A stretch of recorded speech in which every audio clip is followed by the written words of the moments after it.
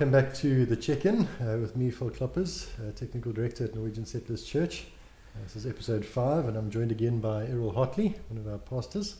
Welcome, Errol. Thank you for coming. Thank you. Thanks, Phil. Thanks for having me again. Yeah. I thought after the first time you wouldn't want me anymore, but anyway.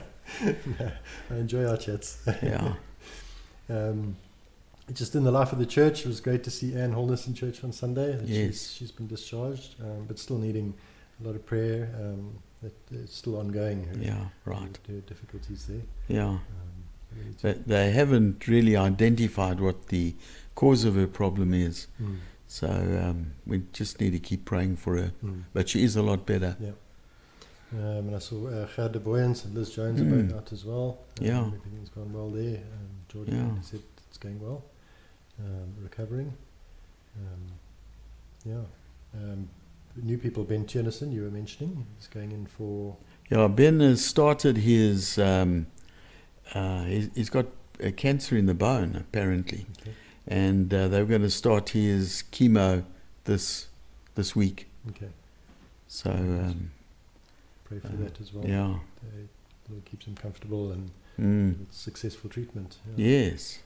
He's a tough old man that keeps lovely. bouncing back, but this is a serious thing, and we really need to make it an earnest matter of prayer.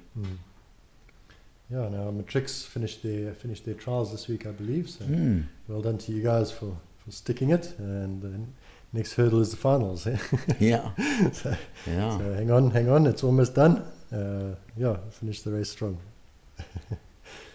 Yeah, we should be hearing who has been chosen for prefects for next year. That's right. Those announcements should be coming out soon. I believe that there are quite a number of our youth who are in the running. So we're looking forward to that. Yeah, we've got a great batch of kids coming through. Yeah, we've got an amazing bunch. A really amazing young bunch. adults, not kids anymore. Yeah, I was at Youth Alive on Friday. I often spend a bit of time in my office on Friday, and they can get quite noisy at times, which is nice. Yeah, it's despite lovely. the concrete floor. Yes.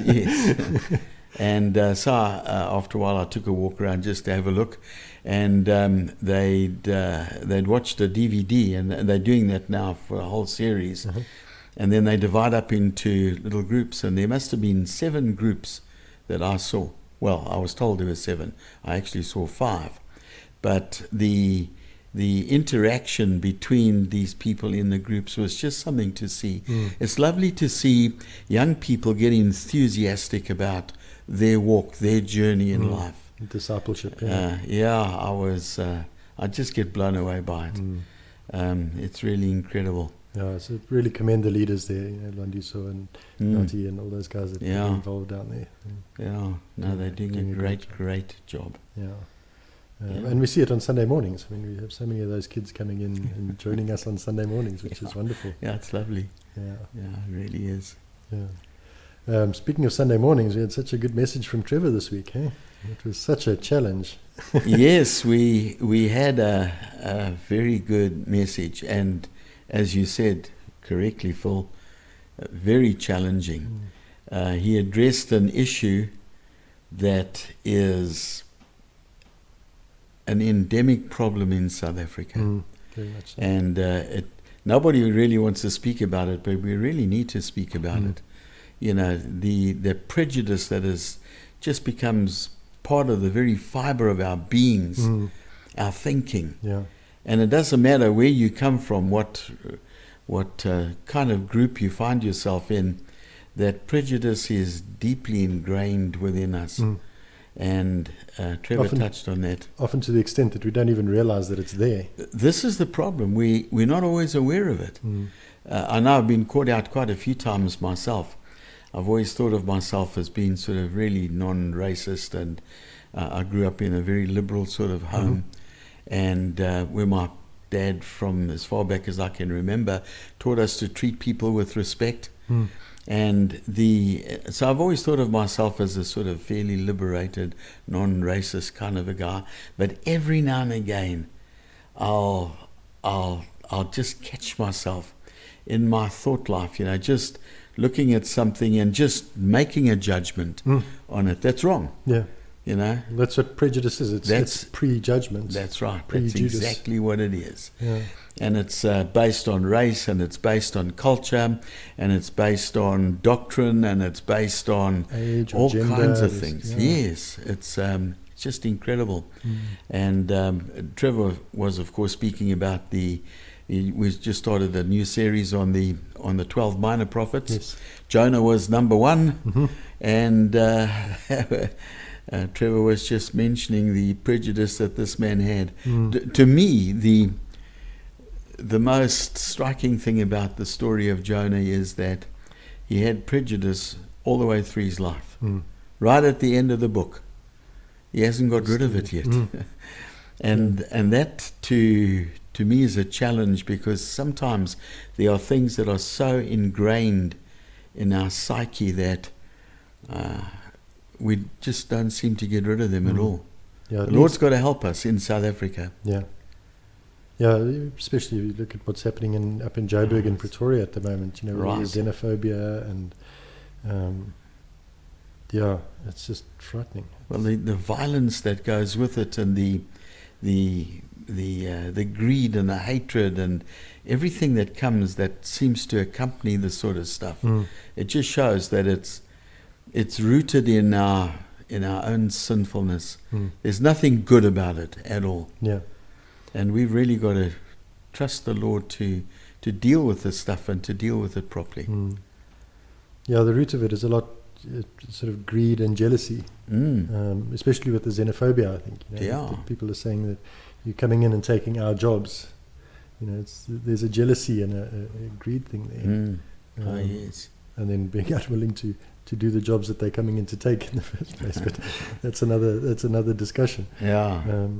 I mean, as the church, we really need to, as you said, be more vocal and talk about these issues. Because it's only in talking about these sort of things that we find solutions. That is so true. You know, if you just sit back and kind of internalize it all, you just get stuck in your own little echo chamber. And just make things worse.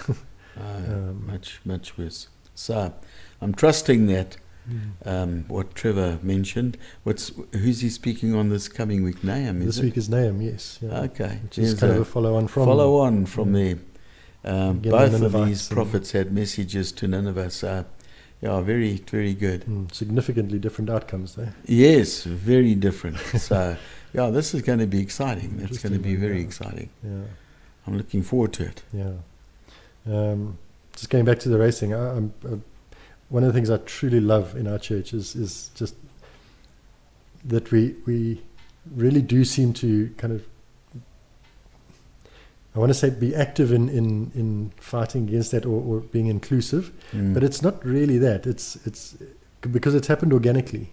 Yeah, you're right. The people that in our congregation have come together not by programs or intent of church leadership, but just because the congregation is who they are. That's true.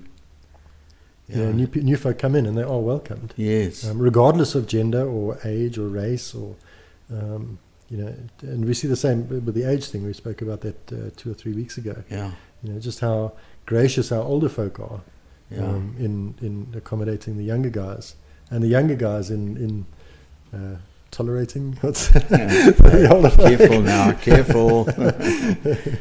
But I am the most senior person on staff here, so you've got to be careful.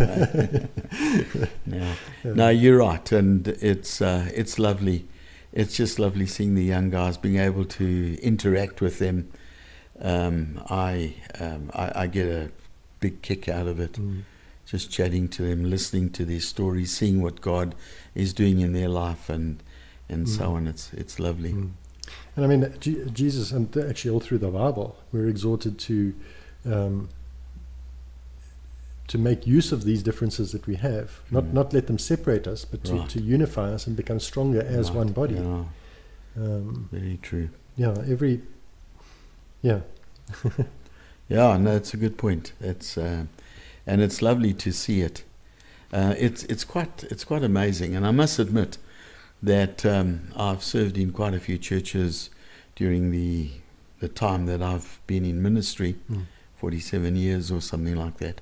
And you don't often see this mix. You very often see an old congregation or a young congregation, but you don't often see that sort of mix. And the same thing is true of race. You don't often see the mix that we have. You often see one race predominant, dominating the others, but we're getting a very nice mix at the moment, and I think it's going to increase, and it's lovely, and it's lovely to see people fellowshipping after the service and getting on. Yeah, absolutely. I'm so glad they started bringing the tea and coffee, being intentional afterwards that. again. Yeah, it's just such a great connect point. It is. It's just lovely. Meet new folk, and Sunday was special because of that as well. Yeah, it really was. I was just looking out over the congregation while Trevor was speaking on Sunday as well, and just noticed, almost without fail, heads nodding and people sort of agreeing with what Trevor was saying towards the end there. These issues of bias and prejudice do resonate. Yeah, they do. People do recognize that they're there. Yeah, yes. No doubt about that. Yeah. Definitely take it to heart to be aware of them and fight against them actively. Yeah, that's good. Perhaps you could tell us a bit more about the 12 minor prophets today. Have you got some things to say there? Yeah, I love the minor prophets. Of course, the Hebrew Bible is put together a little bit differently to ours. And there you find the law is the first group of books, like it is in our Bible, the Pentateuch.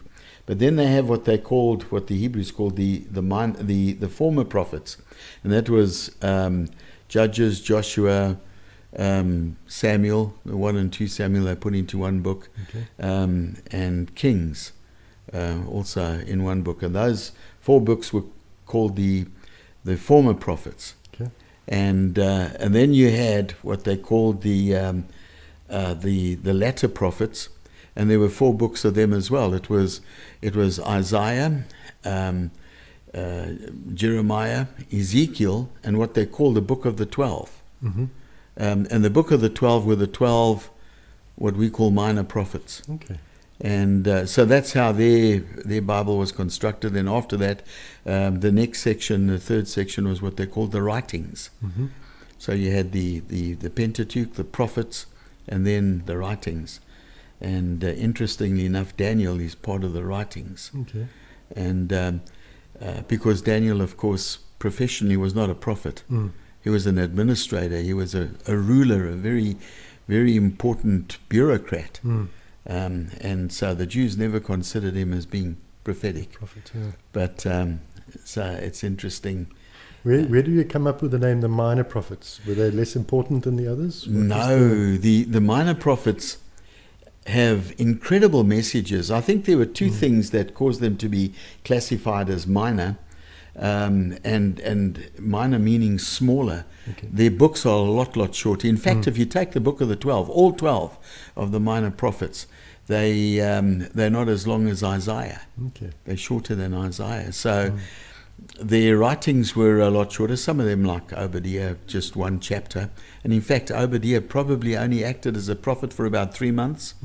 Some of them pursued a prophetic ministry that stretched over a longer period of time. Hosea was probably one of the longer ones. But they were minor because of their shortness, either of service as a prophet or otherwise, more particularly in terms of the length of the books that they wrote. But as far as their message is concerned, there's nothing minor about it at all. Very important messages, and a lot of these messages addressed real issues in the nation of both Israel and Judah at the time that these men exercised their prophetic office. Now, I think that the book of the minor prophets we need to really listen to what what the message is that comes across. Very important. Today as well, we can apply a lot of these principles to our culture and our life, our history. Well, as we saw on Sunday. Yeah. Oh yes. Which is true, Very definitely. Okay. And Nahum, who Trevor will be doing on this Sunday, he came after Jonah.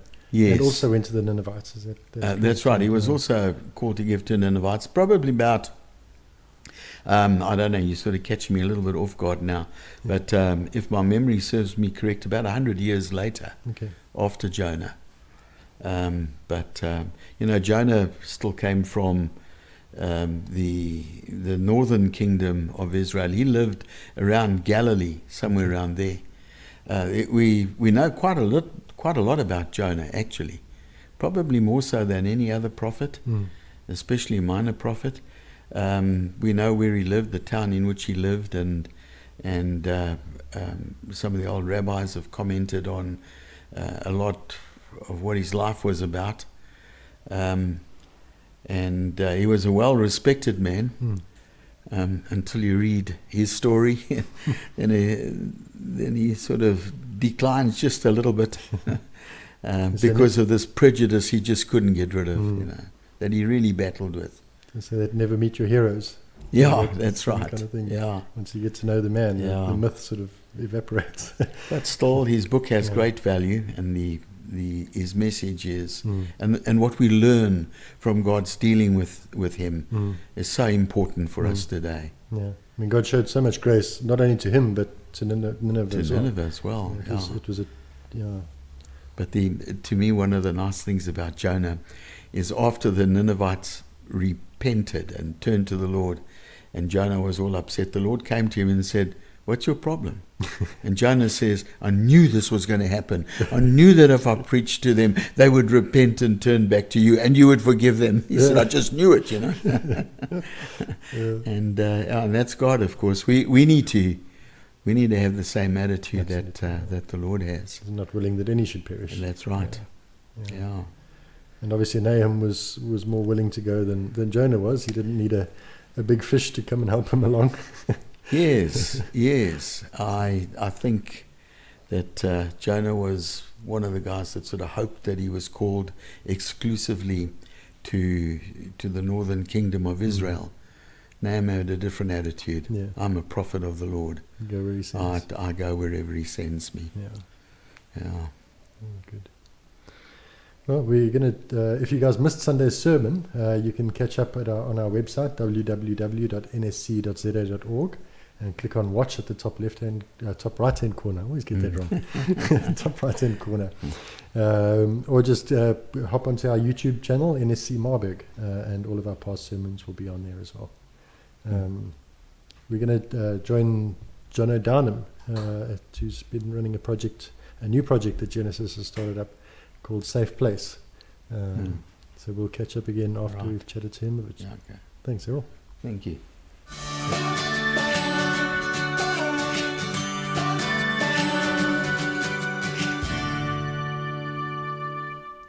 Well, we're joined by Jono Downham. You guys will recognize him. But Jono has been involved in a new project that we're all quite excited about here at church, called Safe Place. Jono, thank you for joining us. Thank you, Phil. Yeah. So tell me, what do you guys do at Safe Place? What's the kind of overarching concept of the project? Are we on camera? Yeah, we are. Okay. So Safe Place was kicked off in beginning of February this year. We've been running for 7 months now. Okay. It was birthed out of the meeting the need of what the church was seeing in and amongst our community. Okay. From the aftermath of HIV and everything that has been just hitting our communities so hard, the need to be able to meet the need of safety and security for the vulnerable, the women, the children, and the men as well. You'll be surprised. But to be able to connect the gap of the stakeholders within our community, the guys like the police, like child welfare, the rape and trauma units, to be able to get access for the people that are living in the communities around our church and around our communities, to be able to get them a quicker go-to service to be able to get to where they need to go to. Okay. When we started at the beginning of the year, I was explaining to mates, we're kind of like a glorified Uber service, you know. So run to Safe Place and we'll take you to where you want to go, except for Debonair's, we won't take you there. But it's been great to see how the community has welcomed us in to their communities and have just embraced the concept of what we're trying to bring to them. Oh, that's awesome. Because often that's a big stumbling block, is just getting buy-in from the people in the communities, that they recognize what you're doing. And there's so much of the proverbial red tape that comes up, and even though your idea is good and your service is good, there's just, I think it's just been messed up over time by people that have tried to manipulate communities to do certain things, and so the guys are a little bit more anxious when you see people like us coming in to be able to do what we're wanting to do. But I think it's what's been so good for us is that we've come in under the banner of Genesis. Genesis, you go anywhere else in the communities around here, they don't quite pronounce it Genesis, and most of the guys say Genesis. And so I just say I'm from Genesis now. but that's been a big help for us. It lends a lot of legitimacy and sort of weight to the credibility is massive. The amount of clients that we've seen come through Safe Place, that have had loved ones, that have had family members that have actually utilized the care center services, that have utilized the gyms, that have utilized everything that's safe that Genesis offers. It's just been incredible. So, it's a pat on the back to the rest of the Genesis crew. When you go out into the communities and you see the reputation that is out there, it's upstanding. Built that platform that you can build on. So it made life a lot easier. Sure. And obviously now we've got this whole gender-based violence thing going on, and xenophobia up in Joburg and Pretoria. We were chatting with Errol earlier. It's kind of, the Lord almost set the stage for Safe Place before all of this became an issue. So now that it is an issue, we can say, I know. You've got this place to run to. It's crazy, eh? Jordan and Bailey, who are part of the Safe Place team, Jordan, they've been in the States. And he was messaging me from the States. I'm not very clued up on social media and the news and stuff. Shame on me. But he was getting hold of me saying, "But what's going on in South Africa? It's going crazy over there." Anyway, from that's just allowed us to be able to just do a shout out of what we do, which was great. I mean, I was chatting to him today. He's had on just one post of just basically telling a bit of a story of what Safe Place does on one of the platforms, either Facebook or something, and he said that the hits were astronomical of shares and likes and all those type of things, which, I mean, I'm not too phased on likes, but when people share something, it means that it's made an impact in their lives. And generally for me, if I wanted to share something, it would be something that I would want other people to see, and it's important, and so that's great to see, and I think it just resonates with what Safe Place is. The church has seen the need, and the need's always been there. The news and what's happening on out in Pretoria and Joburg and all the rest is just now eventually the spotlight's on it. And so we've It's never nice seeing those things happen, but it's just great to see the role players in the country now taking a stand, and we just pray that they do the right thing and they make some good calls on it. And then the Safe Place as a project, it's a very modular thing. It's almost infinitely expandable. You guys can. I think that's what's put so a cool. Safe Place anyway. In the States where Trev had seen the idea, it's so different there. It's not as rural as South Africa. And so there they utilized places like restaurants, places like petrol stations, anywhere that you would see a Safe Place logo. Someone in that area could run to that and know that they would they would be received by a professional who knows what to do, who to call, and all the rest. But what do we do here, you know? And so we had to think up what Safe Place would look like in South Africa, and utilizing containers is just great because they're so duplicatable, you know.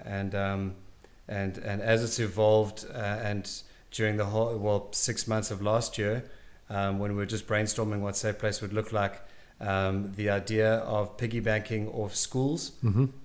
Schools are a perfect model to work off because they generally are strategically placed, and so they are generally within walking distance of the local catchment. Very central, And so we were able to approach the schools to be able to bounce off the idea with them. But what the cool thing is about it is that, and we didn't even know at the time, it's just incredible how headmasters have a lot of say in the communities. You know, and so when we would go under the banner of a school, it's eliminates so much red tape for us. We can go to a school, get the buy-in from the school, and offer our service directly to them, to their students, even to their teachers. You'll be amazed how many teachers have utilized our social services of Safe Place. And so that's very cool. So streamlining with duplicating Safe Place in and around our community, and further afield, has definitely been a win for us up until now. Awesome. So, and then the way it actually operates, you've got obviously your container that's secured, and you've got a security guard and a social worker. Is that right? In each one. So it's so we aim at eventually being open 24/7 at each unit, but we haven't been able to as yet. It's so expensive, and so we've had to be very strategic using the stats that the police give us, and obviously working alongside with them very closely. We've been able to try to kind of see when the hot hours are, you know, when rush hour is, so to say. And so we've been able to make sure that the sites that are all positioned in different places are opened for the people during those hours. So it's all generally nighttime hours.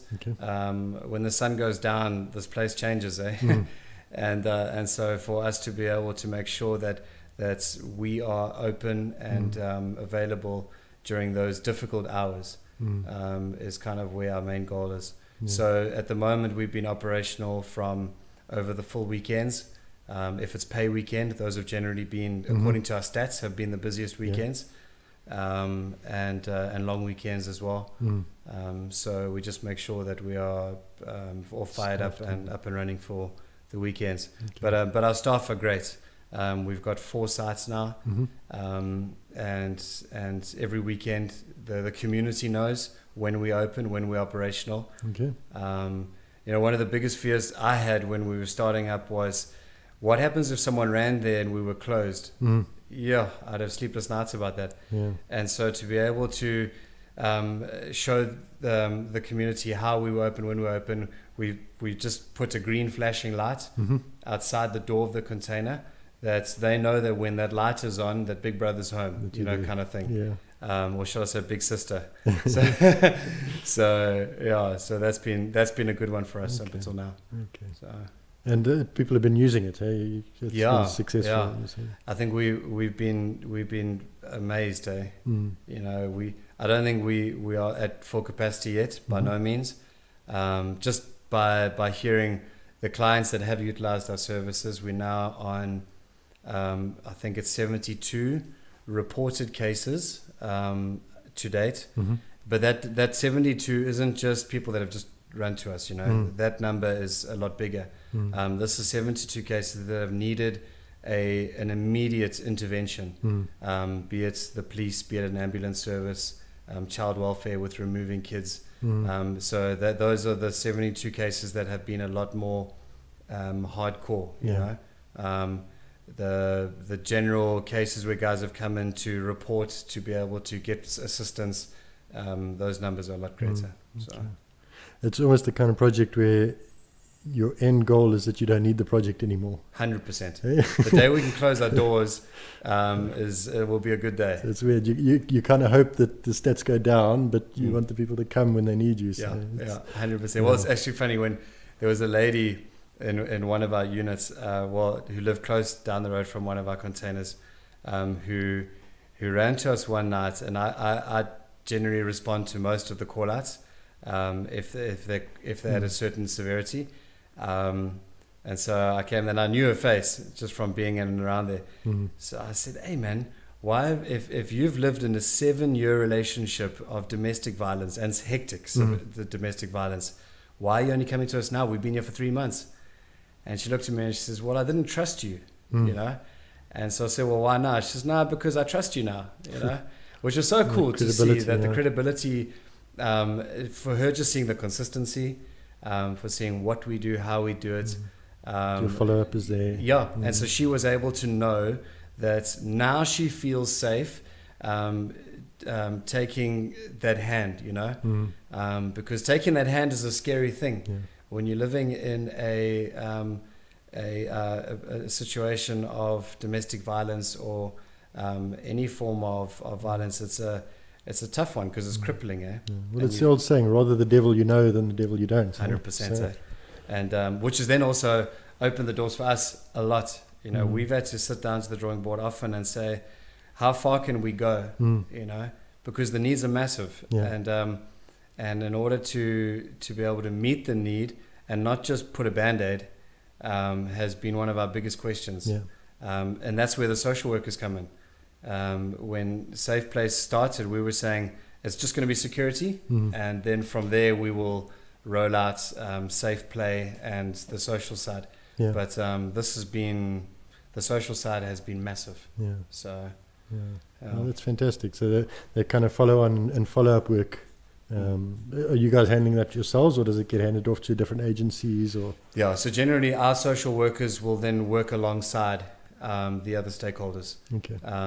So it's, you know, they are so overworked and under-resourced that for us to be able to lend a hand has been good. So we will piggyback with them, and we'll do the reports with them, and we'll go do all that stuff. But when it comes to anything a bit too high for us, we will then just facilitate where we can. Call in the professionals. Yeah, absolutely. Yeah. Okay.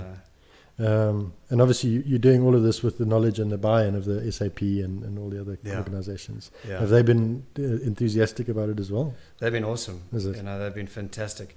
They're so good. You know, generally the media only paints the bad side. That's all you hear about. That's all you hear about, and that's all that everyone focuses on. But they are an incredible team. The domestic violence unit in Port Shepstone here is run by Rowena Khan and her team. They are just, they're next level, eh? Really? They are so amazing. And to see what they do with the resources that they have, yes, I'm blown away. So so the buy-in from them has been great. There's also another government organization, TCC, Tutuzela Care Center. Okay. They're situated at Port Shepstone Government Hospital. They are unbelievable. They're a one-stop shop with any sexual assault, any rape cases. You go there and everything is met. Okay. It's phenomenal. Sure. So working with them has just been, it's been an eye-opener. Okay. So, nice. For the guys that are listening, if are there any things that they can help with, any needs that you guys have? You know, as a church, we generally will say pray. Yeah. and I think we all know the power of prayer. And so I don't say that lightly at all. So it's not a cliche line. It's a fact. You know, when you start a project like this, you realize that you're facing the hurdles head on. You know, and it's hard. You look at what the staff have to put up with. And it's just incredible to see. So prayer would be without doubt something that everyone can do, and just pray for the safety of our team. But also at this time, you know, just talking on the xenophobia and all of the stuff that's coming to light in the media, to just hold everyone, all of those guys who are living in those relationships, that are living in fear, to be able to just hold them up in prayer, I think is crucial. Okay. But running a project like this is not cheap. And so funding is always something that we need, which allows us to be able to then carry on the vision of rolling this thing out. Port Shepstone isn't the only place that needs a safe place.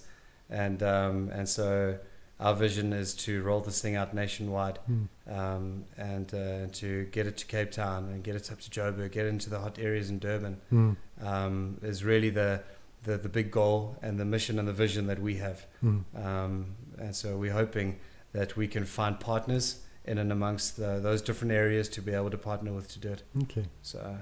And if guys want to find out more, get involved, you guys on Facebook? Or yeah. So Facebook is fired up, and that keeps everyone pretty much up to date. Okay. We've got a page on Facebook. Is it a group or Facebook page? I don't know what I'd call it. Safe Place KZN. Okay. I think. But we also have a website. It's safeplace.co.za. Is that what you'd call it? Yeah. That's our website, and so you can check it out there. Okay. Has it got contact details and things like that? It's got everything. Okay. Yeah, it's got it explains what Safe Place is. Safe Place is more than just a safe place. We have afternoon activities with Safe Play, with the schools and the community kids, and that has also just rocketed.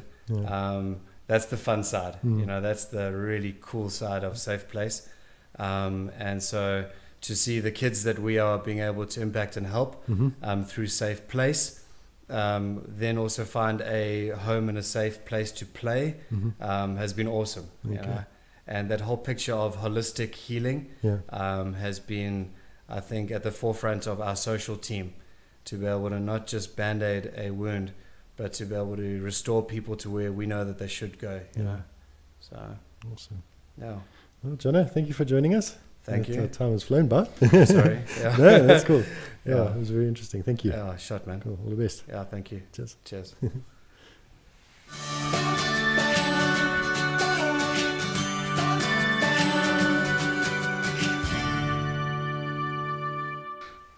Yeah, it's a wonderful project that Jono is running down there at Safe Place. So absolutely we're amazing. Really excited about the potential for where this can go.